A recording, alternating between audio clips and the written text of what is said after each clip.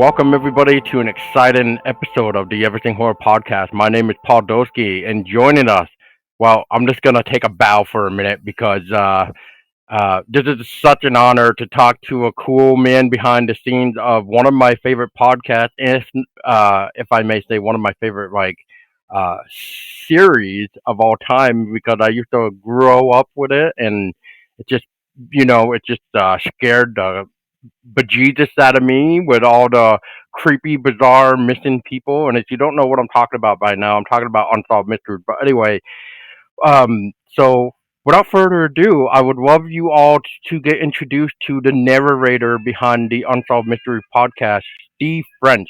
Steve, welcome aboard. Thank you, Paul. What an introduction. Thanks for having me. I'm honored to be here. Well, I appreciate your time, and I appreciate everybody else that I was in contact with to help make this happen as well. So, I will say it right now, just to be on the record with you too, and for everybody listening. I know I'm an indie creator, but it always like blows my mind when somebody that I find uh such passion for a project, and you, Steve. I mean, so the joke, I don't want to say the joke, right? But the phrase is as Unsolved Mysteries came to be, and even with the Netflix series of not having a host, so they're letting the people actually talk about the situation.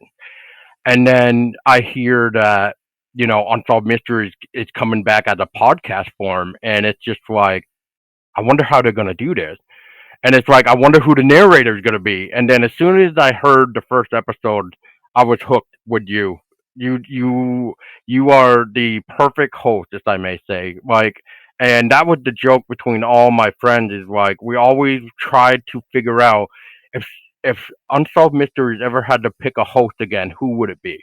And bravo, Steve. I enjoy every episode. And speaking of which, since we are recording on the following Wednesday here, I did listen to today's new episode, and what a mystery that one is, and what a shame. I feel bad. Isn't that amazing? Well, thank you very much for those extraordinarily kind words, and I'm so happy you found the show and are enjoying it. Yeah, Kevin Kluwer's case is devastating. And actually, on Twitter, I was in touch with his brother Ron, who features heavily in that with his beautiful, heartbreaking interview. And so that's something very special about this job and in our day of social media, where occasionally I'm able to connect with some of the folks that have been interviewed for this. And, I'm telling these stories, but it's sort of at a bit of a remove, right? So that's why this job is so important, because I can connect with people who are directly involved. And so it means a lot. It's very important and very special, this job that I have, which really isn't a job. It's more than that, But yeah, so it's a heartbreaking story, and I hope that it seems like it's something that could be close to being solved. There's a lot of pieces in place, and I think as long as what I love about the podcast is it can get out there very quickly, and a lot of ears on it, and so hopefully. So thank you for listening, and thanks to everybody out there who reached out just today, that they listened to it. So, I've got faith. And Ron, his brother, has been, a tireless advocate for justice for his brother. And so hopefully, fingers crossed, we can all work together and get this one solved. Yeah, and I think that's another reason why I like the podcast with the girl with the S tattoo. I love that you guys did an update on that, and I don't know if that was actually part of season 2 or not, but still, I mean, it was just nice to actually be able to relive that old days where we got to watch this episode, and then maybe later on they updated it with the updated information to it. So just that alone was just so nice, and it's actually great that we were able now with that girl with the S tattoo. We had a name, and she would actually be able to be buried properly. And even though the people that were taking care of the grave beforehand, I mean, bless them. Yes, another moving story, and I'm glad you mentioned that one. I feel like that is, we had the first episode in season 1, and then because of the format of the podcast, how great that we're able to do these sort of deep dives into an update. And obviously, we hope that we have many more of those. Back in the day, it was always the most exciting thing if you heard Robert Stack in his iconic voice say "update." The best word you could possibly hear on the series. To get to do an entire episode is very special. So that's a great asset that the podcast enables us to have. So. Very special episode. I felt like that recording that. I thought, wow, this is Unsolved Mysteries storytelling at its best. What Cosgrove Muir has done for so long now. Just to be a part of it, it's still a thrill. I still pinch myself that I get to in some small way be a part of the legacy of this show. It's very special. Yeah, definitely. I'm trying to remember the case name right now. It was the Lost Siblings, where the two kids were being missed. And I know you have a family. Two lost brothers, yep. Yeah, the two lost brothers. Now, I know as a parent, because, both of us are parents, like when you get these documents or files to basically for you to narrate, especially when kids are involved, and as a parent, how do you, when you read that, how do you feel? Like either even going into it at first to be like, whoa, okay, like this involved a kid and I have a family of my own. Yeah, it's not easy. I mean, it's the strange thing about this show is that it suddenly made me look. I guess maybe I was sort of I don't know if I was a naive person or believed too heavily in human good or something, but it's the show obviously opens our eyes to some really dark aspects of humanity, and especially when children are involved. I cannot imagine what it would be like to lose my son, right? I cannot imagine what these families are going through. I don't know how you can get out of bed the next day if you in some days it's just days or weeks. I mean, even those initial hours, right, of someone in your family, your child is missing, not knowing what to do. I mean, the adrenaline that goes through, the anxiety, the stress, the million different questions that you're asking yourself, to then have it stretch on to days, to weeks, to months, to years, to decades in some cases. These families are living extraordinary existences, and I'm always fascinated listening to the interviews and listening to someone who has been through this experience, and how you can hear in their voice, something that not every human has. It's an experience that very few people have lived, and so it's always very humbling to tell these stories. It's not. I know we have a big fan base, and sometimes people, oh, I'm excited for the next episode. I'm excited for the next episode, and sure. But it's also, I mean, this is heavy stuff, and especially anything with children is, it's a great question that you bring up. It's very hard. It's very. I definitely hug my boy a little tighter after I do one of these, and you just pray that never ever happens, and so we hope that we can bring at least some sort of closure to folks that have lost so much. Yeah, and thank you for saying that too, because that was one of the reasons why I wanted to ask that, is because I remember seeing your post. I think it was on Instagram about you like hugging your son that next morning after the terrible event that took place, and I just remember your post was saying like, I'd never hugged my son harder and cried as much as I, could have, just because you just never know, and as you put it. So yeah, and I look at that now like with my own family, and I know I got like another 3 years before she gets into preschool and all that stuff, but and kindergarten. But still, I mean, it's like you said, like how does one wake up in the morning next day, or even how does even anybody function during that day after the event? Right. Yeah, absolutely. Yeah, and you couldn't blame. Everyone is different and unique, and it's fascinating to see how people are able to deal with it. So I'm always very moved when we hear from folks like today. I was telling you, Ron had tagged us on Twitter, and to be able to just say, thank you for sharing your story with us and for letting us tell the story. That's what it's about. Yeah, I remember seeing comments about like, thank you for even sharing the story, because this is important. This meant a lot to us and stuff like that. So whether that's part of the family or even just people in general that just heard about the story, it's nice that, now that you guys are pushing it out more. So hopefully then it will, strike strike something to get it solved. Absolutely. And yeah.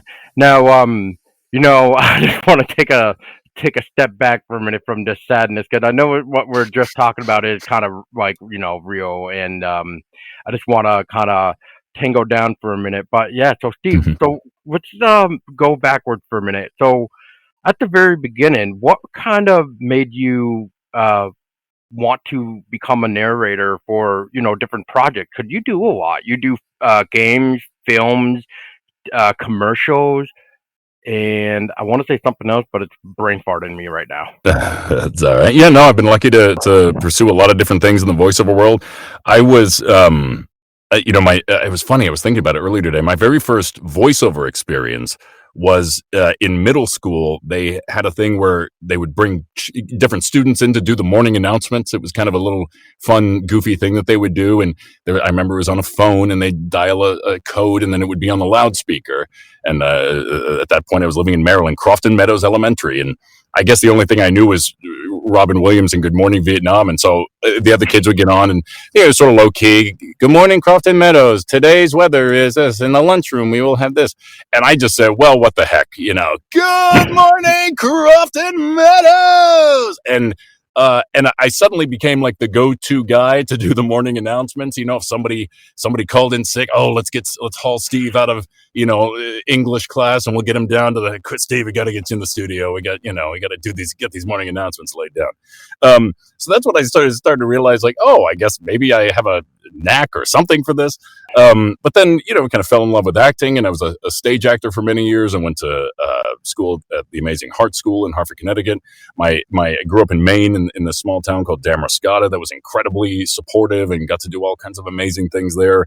Didn't know if I'd be a singer or an actor, and I eventually decided to be an actor and got great classical training at the Heart School and studied Shakespeare in England, and did musicals at regional theaters around off Broadway, and I'm even on a off Broadway cast album. And but then slowly but surely, once I knew that I kind of wanted to get off the road a little bit, and my wife and I wanted to start a family, voiceover was the technology was improving such that you could have a home studio with relative ease and get yourself set up. So I started to do that, and then little by little, I've been able to put these different jobs together, and was really kind of open to whatever came along. I did, I growing up, it was always like, voiceover. That's a thing that actors do, where you book a national commercial and it'll pay your rent for a few months. And it was always the side thing. And I only knew one guy, the great Dennis Predovic, who was the voice of National Geographic Channel for years. He was a voiceover guy. He'd been an actor, but he was an amazing voiceover guy. And I thought, maybe I'd like to do that. And so little by little, I'm certainly not in those guys' leagues, but I've been able to do this. I'm here in my home studio, and very lucky to do that. So yeah, I get to your original question. I mean, it was just kind of whatever using my voice somehow, whatever that might mean. And so I've been able to kind of try out all these different sides of the voiceover world. So I feel very lucky that way. Yeah, you're very lucky. And so, did you put that on your resume too? That you were that you started back in school? I should have. You may have heard my morning announcements about the sizzling ham steak at Crofton Meadows Elementary School. Yeah, during one time. Yep. Yeah, but yeah. No, so and then this, the Unsolved Mysteries came along. I guess it was towards the fall of 2020.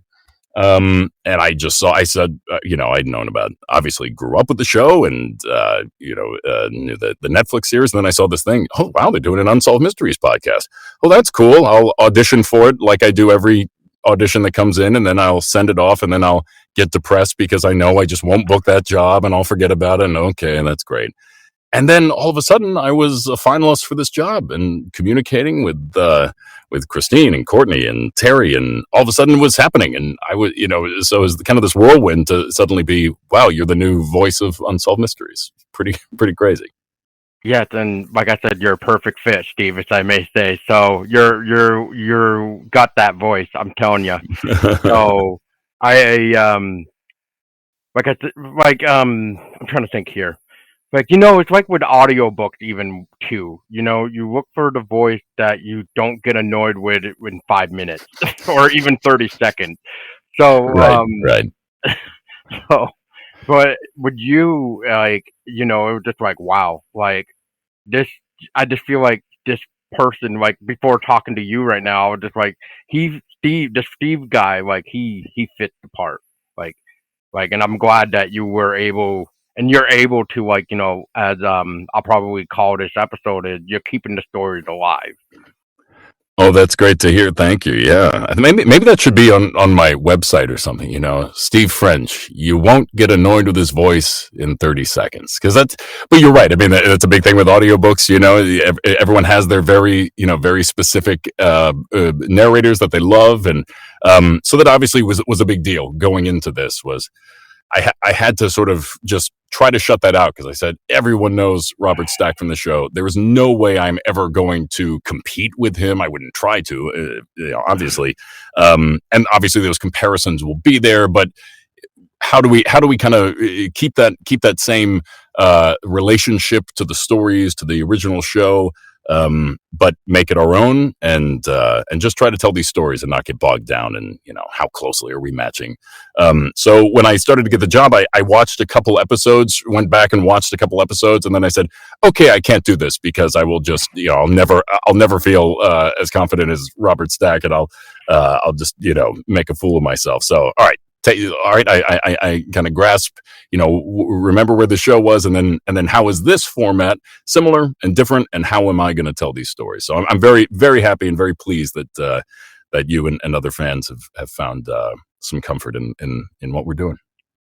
Well, I was even back then. Besides, like the missing cases and the cold cases, I always looked for the paranormal. I was always hoping like the paranormal would come on because, quite frankly, like you know, as I grew older, I started to have my own experiences, and then I kind of Really? yeah. So then I kind of pushed it aside for a little bit, but then after listening to like Robert Stack talk about like the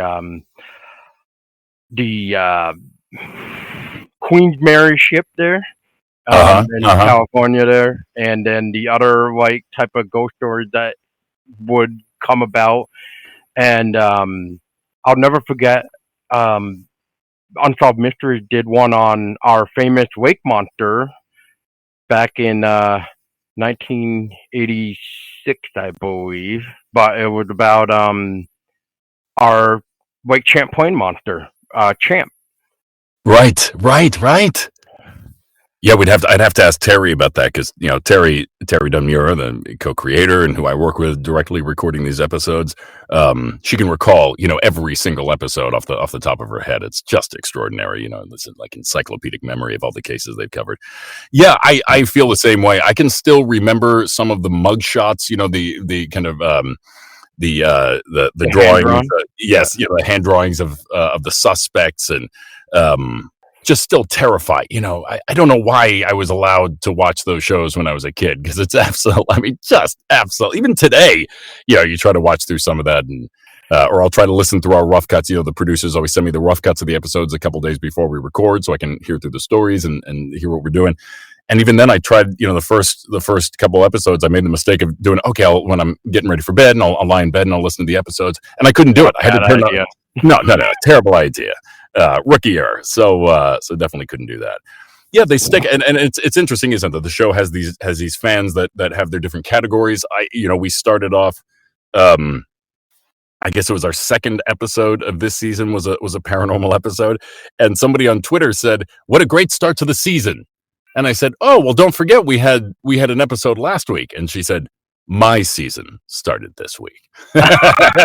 so so I understand, and I don't, I try to be welcoming to everybody. Say, listen, just try us out. I promise we won't let you down. But I understand that there are divisions here that people need to follow. So Well, I kind of get it. I mean, I'll touch on that for a minute. Like, we get already so much terror in the real world just by turning on our own TVs or going right, on social media. So right. just hearing something bizarre, unknown, haunting, I think that kind of helps, make us wonder more and ask ourselves more of like, what is there more to this life than what we're not seeing or whatever's going on, and that's kind of like, and actually that was the first episode, by the way. So that was Right. the first Right. episode. Yes.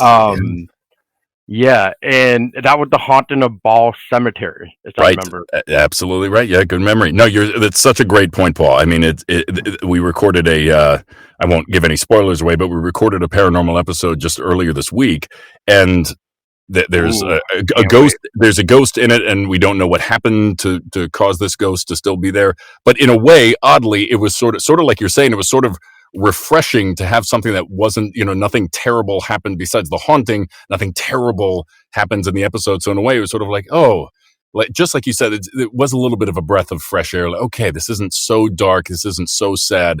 Um, you know, I it's hard for me to say I have fun narrating these episodes, right? Because it's about this really heavy stuff. I enjoy what I do, and I enjoy working with Terry.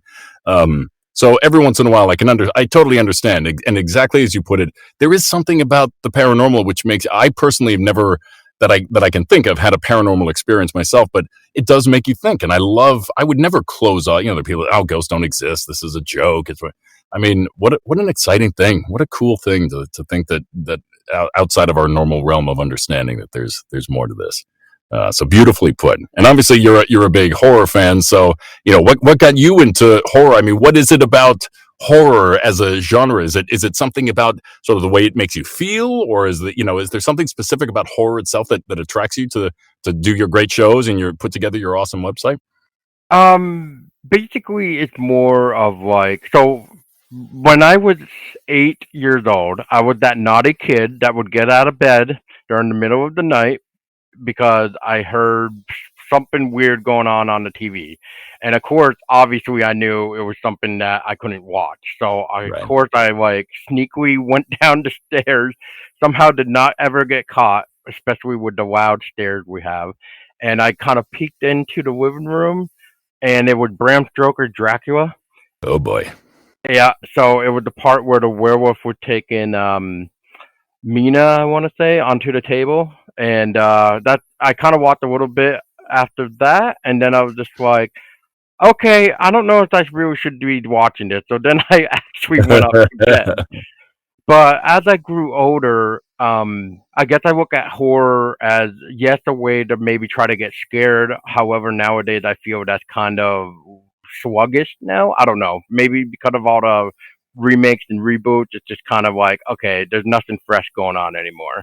Right. Um, so now it's just more like trying to find something that will trigger like that old fear again. Kind of like I remember when Blockbuster was around, right? Mhm. I used to go on Friday night and I rented The Force Kind, and then I rented the very first Paranormal Activity because I heard it's so good. So I'm like, okay, whatever. So anyway, what a bad idea that was, especially when I had lack of sleep. So I watched them simultaneously, and then afterwards, it was almost like I couldn't go to sleep.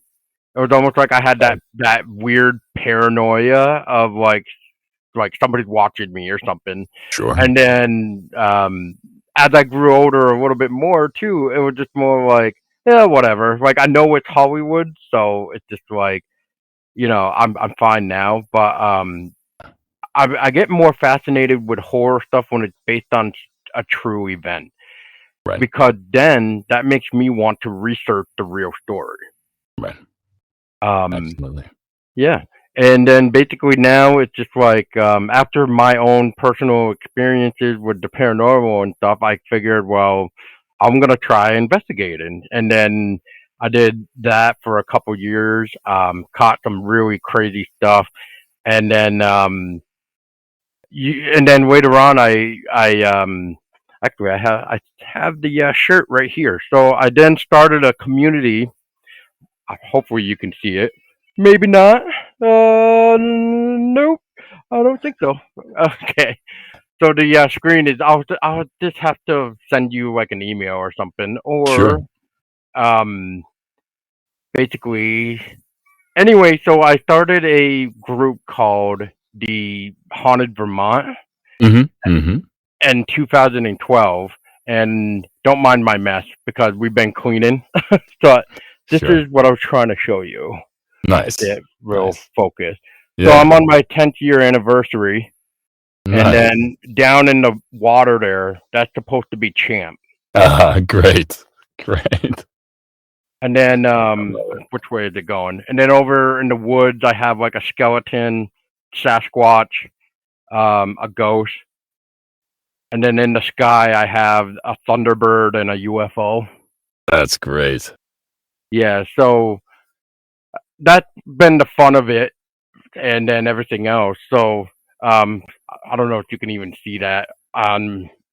Or maybe you can. Can you actually see the logo behind me now? Oh yeah. Yep. Looks great. Yeah, so that's kind of like the bigger version of it.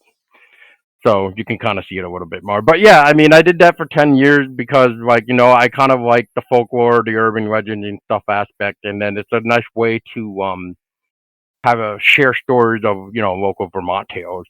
And there's some I've never even heard of, and then I was able to share my own that people never even heard of. So it was a nice mixture. That's great. That Yeah, is great. yeah. Now, is there any favorite ghost stories of yours in Maine by chance, there, Steve? I have to say, I can't really think of any. It's, like I said, I haven't had much of a paranormal experience in my own life. It doesn't But have to be your own, but like, have you no, heard but your own? like I haven't. I don't really know if there is any sort of. I mean, I'm sure there is. And being up in the North Woods, there's sort of always a Sasquatch element to things up there. Um, but no, nothing that jumps to mind. I have to say for my experience in Maine. But I'll go. You've given me some homework. I'll have to go and look up some Maine ghost stories.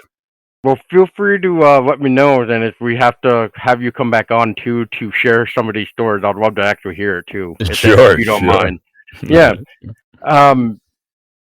So I guess you sort of kind of I think answered it just a little bit. So you hear. So when you prepare yourself to do like the narration for the podcast, do you hear the interviews at all before going into it? Yep. Yeah. I basically hear kind of a rough cut of all the interviews and some of the sound design. It's still a work in progress, but I basically hear the episode with scratched narration from our amazing editors and producers who are putting the script together. And so I'll listen to that a few times, and I study the script a few times before we go in. And then Terry and I have a session where every 2 weeks we'll record 2 episodes. Sometimes they're similar, sometimes they're a little bit different. And so I've got, I don't have a long gestation period with them, but it's usually the weekend before. So it's great. I mean, I easily have done plenty of narration jobs or different voiceover jobs where you have no idea what you're going to be laid on top of, or what the whole thing looks like. So to get a chance to hear all that is very helpful, and certainly informs everything that I'm able to do. Very cool. Now, throughout the recording process, so how many takes do you have to do? Well, I would like to think that I'm pretty good at not messing up too much. So we typically do sort of 2 different takes of each of the different paragraphs, as you're listening to. And then if Terry has a note, then we'll jump back and do another take or 2 of it. But I try to be as efficient as possible with what I do, so our narration sessions, if you break it down, I probably only have 5 or so minutes of narration throughout the whole thing. Most of our shows are rightfully so, are the interviews. It depends on what kind of a story it is and how much information we need to add in, that needs to get covered by a narrator. But our sessions typically for getting 2 episodes done, about an hour, a little over an hour. And then Terry and I, of course, have to catch up and chit chat a little bit, talk about things. So that adds some time too. Hey, you got to have fun every now and then, right? You can't Exactly. just be serious all the time. Exactly. Now, I guess, Steve, is there like a favorite project that you've actually enjoyed? Like, I don't want to say favorite, but is there like one project you've done, whether it be commercial or for like a movie or something, that you just felt like you really were the character? That's a fun question. I always demur when somebody is like, you were even catching yourself a bit. What's your favorite? And of course, they're all my favorites. But everything's a little bit different. In your wheelhouse, I don't know if you've ever seen the what I think is a very beautiful kind of meta horror film, Todd Strauss-Schelson's The Final Girls. Oh yeah. But I'm the voiceover at the very beginning of that movie, the Camp Bloodbath trailer at the start of it. And that was one of those gigs, like I was talking about, where you don't know what's going on, where I got a call. I had auditioned for this thing and forgot about it. Can you come in today? How quick can you get there? Suddenly I was in this, great ADR soundstage, and okay, hi, I'm Todd here. This is my movie. Let me show you this clip. Okay. Can you get up there and do the thing? And we laid it down, and all right, see you later. And that was it. It was this real whirlwind. And then it's gone on to become this cult favorite. A really beautiful film. If I imagine fans of your site have probably laid eyes on it. But that was kind of a wonderful thing to be a part of.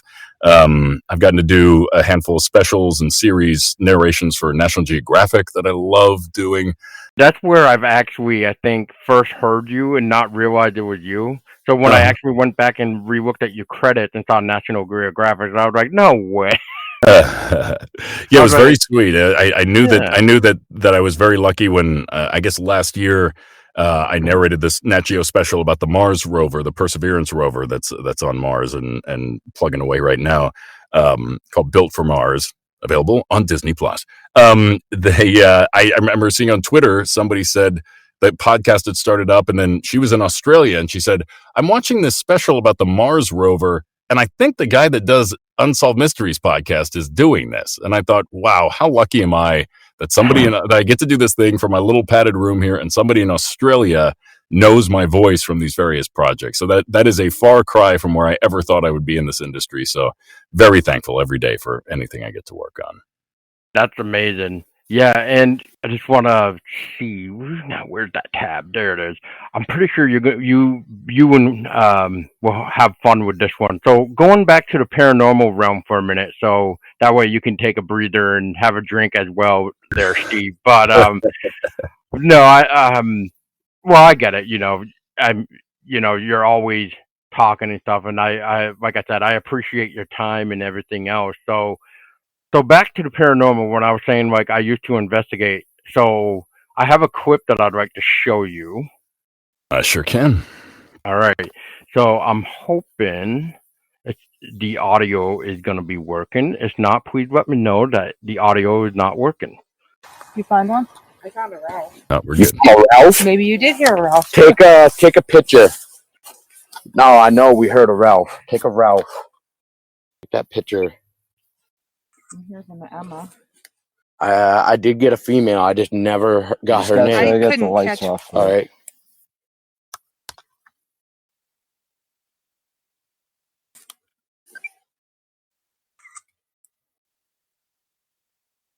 Can't really see it. Nice.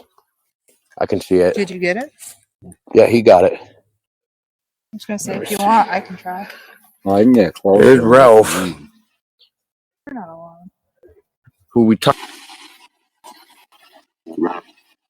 Ralph. Ralph. You're not alone. So there you are, Steve. So was that you? Is that something that you had been working on? Yeah, that was from 10 years ago. Wow. So with the footage that you just saw with me trying to pan the gravestone there of Ralph, that was me basically a week later after that clip that came in of the spirit box session that we did with the embodied voice basically saying Ralph to our question of what is your name.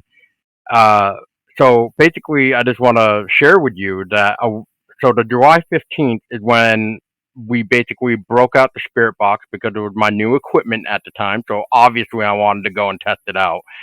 And so we got Ralph.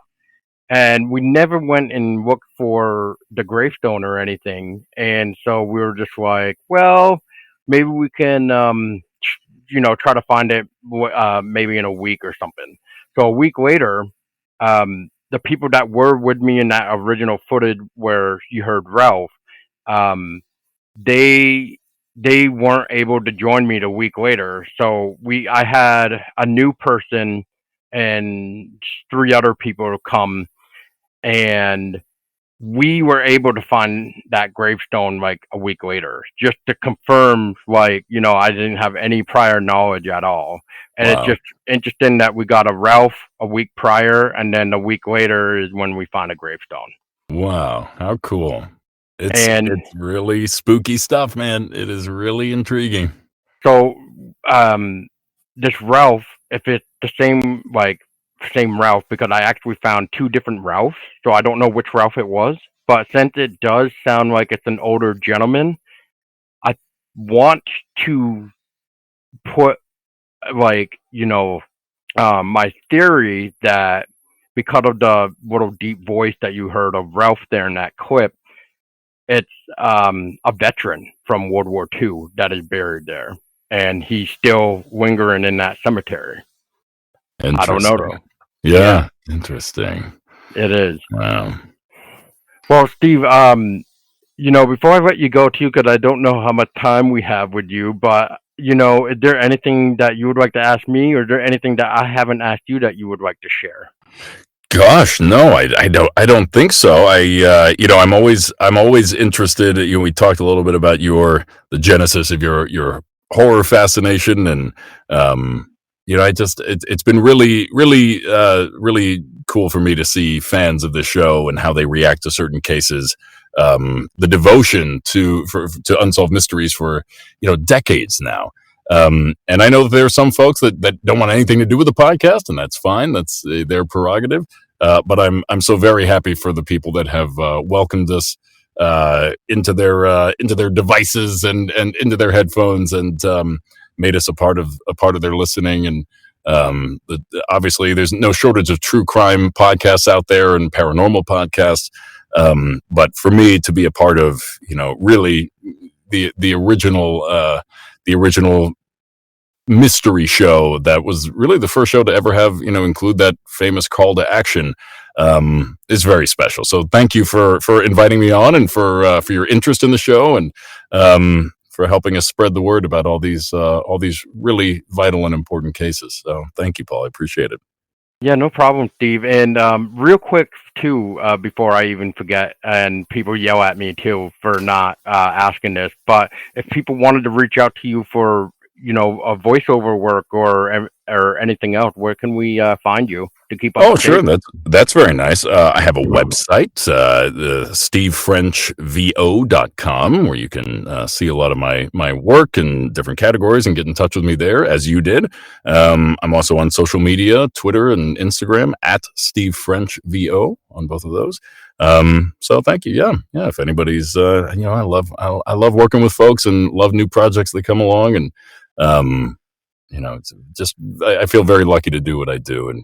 And so it's an honor to be asked to come on and talk about what I do, because that's again not something I ever thought would happen to me. So thanks. This really has made my day.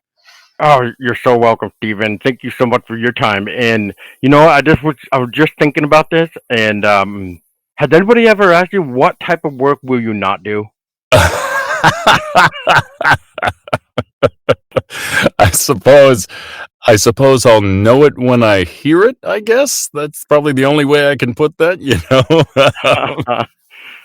So yeah, we'll cross that bridge when we come to it, I guess. Definitely. And I actually want to put one more thing on to what I was sharing earlier, before it escaped me. So it kind of works out with what I was showing you with the Haunted Vermont thing and the horror aspect. So I also run a horror.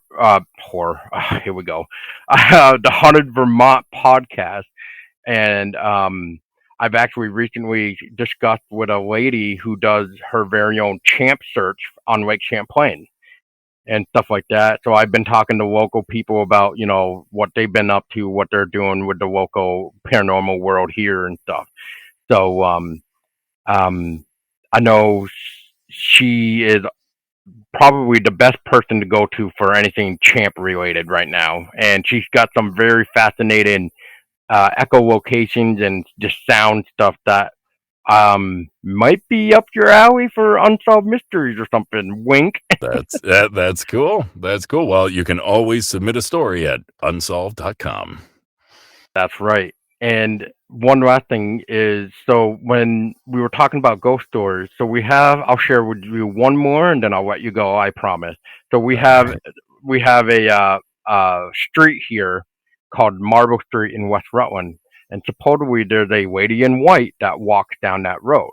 It's the infamous, Phantom hitchhiker, and so we have one of those here. The only difference is there's almost like three different stories to this, and two of my favorites is if you see her during the drive at night and she's happy, I guess she'll have like a kid with her. We don't know who the kid is or whatever, but she's supposedly seen with a kid. And then there's days where people only see her by herself. And so there's also been rumors about how this lady was supposedly hit by a car on that exact road. And then there's also a story where if you follow this road for a few miles, it goes into what they call a ghost town, which is Whipple Hollow here. And that story or legend is one day during the marble industry, people basically packed up all their stuff and just moved out. So nobody knows why. So the theory is, was this lady in white part of that ghost town? And then another fascinating tale, real quick, is right by the same road, we have what they call the West Rutland Boardwalk, which is like a marsh, like a swampy area. There's a story about how people late at night or even during the day can hear ghostly whispers upon the swamp. Wow, that's exciting. And Exciting. yeah, so back in 2019, I took the Everything Horror and Haunted Vermont brand, and we kind of made a short film based on that tale that I just mentioned. So we called it The Passenger, Vermont Urban Legend. Oh, well, you have to send me a link to it. I'd love to check it out. It's all on YouTube, so you can definitely great. check it out. And I will Great. definitely send you a link to it. But yeah, Steve, I don't want to take up any more time. I know, we're all like a family man here, so we got kids and stuff, and we don't want the wife to, scream at us. But yeah, Steve, so thank you so much for your time. Oh, of course, it's my pleasure, and happy upcoming Father's Day to you. I don't know when this will air, but happy Father's Day, and thanks again for all you do and for your support of the show, and please keep in touch. Yeah, you as well, Steve. If you ever have anything that you would like to discuss, please reach out to me. Excellent, will do. Thanks, Paul. Appreciate it. All right. So for everybody else listening, thank you so much. And if you enjoyed that, please go check out Steve French and everything Unsolved Mysteries with all the links in the description below. And until next time, people, stay scary.